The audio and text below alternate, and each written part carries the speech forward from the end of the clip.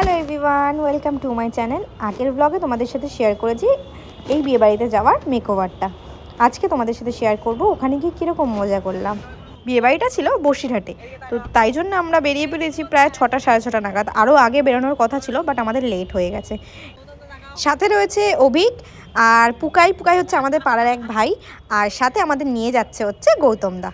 বসিরহাটের রাস্তা তোমরা সবাই বুঝতেই পারছো, পুরো টাকি রোড, আর এত অন্ধকার, রাত দেখেই মনে হচ্ছে রাত্রির 10টা 11টা বাজে। আর বাড়ি ফেরার সময় রাস্তাটা তো আরও ভয়ঙ্কর ছিল। এইসব রাস্তায় কিন্তু রাত্রিবেলা বেরিয়েই মজা, আর সাথে থাকবে একটু গান হালকা করে। আমাদের পৌঁছাতে প্রায় 1 থেকে 1.5 ঘন্টা লেগে গেছিলো, প্রায় 8টা সাড়ে 8টা বেজে গেছিলো। বিয়েবাড়িটা কিন্তু বেশ সুন্দর সাজিয়েছিল। বিয়েবাড়িতে এরকম ডেকোরেশন দেখতে আর নিজেদের ফটো তুলতেই কিন্তু সময় কেটে যায়। কখন সময় কেটে যায় বোঝাই যায় না। তার মধ্যে যদি বন্ধুর বিয়ে থাকে তাহলে তো কোনো কথাই নেই, সবার সাথে আড্ডা মজা সব কিছু করেই দিনটা কেটে গেল। এই যে এইটা হচ্ছে নতুন বর বউ, আমাদের সুমনদার বউ। নিউ কাপেলকে অনেক শুভেচ্ছা, অভিনন্দন, আর আমার তরফ থেকে অনেক ভালোবাসা। তোমরা সুন্দর এবং মন দিয়ে সংসার করো। এদিকে আমরা ওদের সাথে একটু কটা ছবি তুলে নিয়েছি। আর আমার বাদিকে যাকে দেখছো সেটা হচ্ছে সৌমালিদি, আর ডান দিকে হচ্ছে মেঘনা।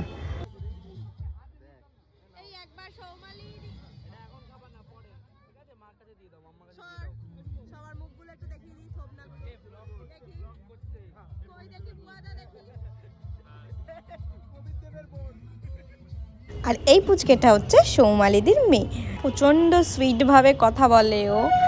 তো তারপরে চলে গেলাম আমরা স্টার্টার খেতে। অনেক কিছু ছিল স্টার্টারে, পনির টিক্কা ছিল, চিকেন টিক্কা ছিল, ওদিকে মোমো ছিল, ওদিকে আবার মকটেলও বসেছে, বাট আমার ঠান্ডা লেগেছে বলে আমি খাইনি।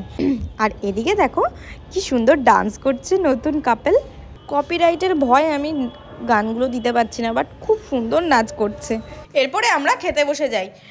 অনেক আইটেম করেছিল রান্নায়, বাট আমার মনে নেই। আমার শুধু মাটন বিরিয়ানি চিকেন কষা দিয়ে আমি খেয়েছি, আরও ছিল চাটনি ছিল, বাট আমি কিচ্ছু খাইনি। তো এরপর আমরা বেরিয়ে পড়লাম বাড়ির উদ্দেশ্যে। দেখো কেমন অন্ধকার চারিদিকটা।